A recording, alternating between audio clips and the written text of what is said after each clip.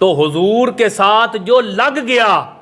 اس کا درجہ بلند ہو گیا، جو جتنا حضور کے قریب آ گیا۔ اسی لیے حضرت عمر بن خطاب رضی اللہ تعالیٰ عنہ وارضہ،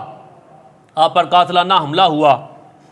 2-4 دن آپ اس تکلیف کے اندر، کیفیت کے اندر رہے، پھر آپ نے جام شہادت نوش فرمایا۔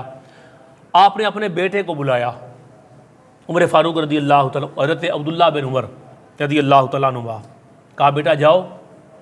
ام المومنین امی عائشہ صدیقہ رضی اللہ تعالیٰ عنہ آپ کی بارگاہ میں جا کے عرض کرو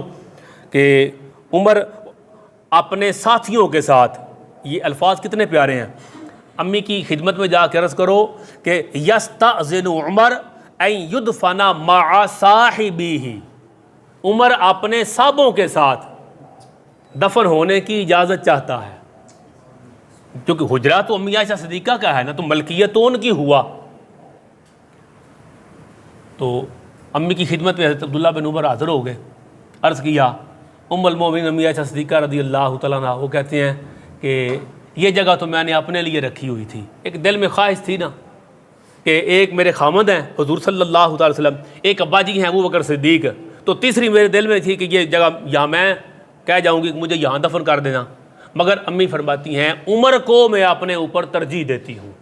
ان سے کہو آپ کو اجازت ہے، آپ کا وصال ہو گیا تو آپ کو گنبد خضرا کے اندر دفن کیا جائے گا۔ یہ خوشخبری جا کے سنائی جا کے آپ کے صاحبزادے نے، تو عمر فاروق کا حیا دیکھو یار، وہ کہتے ہیں ٹھیک ہے بیٹا، لیکن جب میں فوت ہو گیا ایک مرتبہ دوبارہ امی سے جا کے پوچھانا،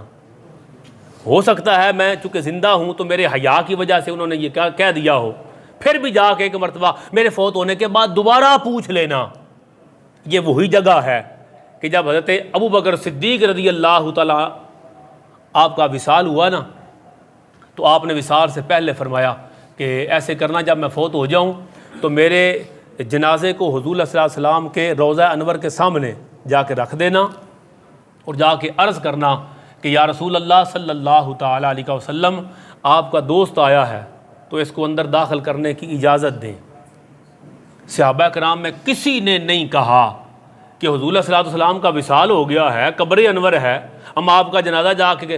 روضہ انور کے سامنے رکھ دیں، دروازہ بند ہوگا، کون کھولے گا، کون سنے گا، فوت ہو گئے الیاذ باللہ، وہ تو ختم ہو گئے، فنا ہو گئے، تباہ ہو گئے، اندر ہے کوئی نہیں۔ وہ جتنی عقیدے آج یار لوگوں نے لوگوں میں پھیلا دیے،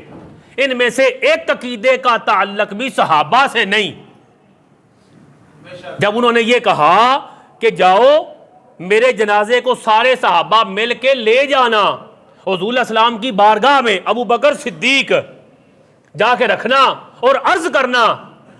کہ حضور ابو بکر، ہاذا ابو بکر بالباب، یا رسول اللہ بو ایتی ابو بکر آیا ہے، ہاذا ابو بکر ابو ایتی ابو بکر آیا ہے۔ یہ صحابہ کرام کہتے ہیں ہم نے جا کے عرض کیا اور دروازہ حضور کے روضہ انور کا خود بخود کھل گیا، اور اندر سے آواز آئی ادخل الحبیب الی الحبیب، یار کو یار سے ملا دو۔ حضور کی اجازت سے اندر صدیق اکبر دفن ہوئے، اور امی عائشہ صدیقہ کی اجازت سے اندر حضرت عمر فاروق رضی اللہ تعالیٰ عنہ وارضہ آپ کو اندر دفن کیا گیا۔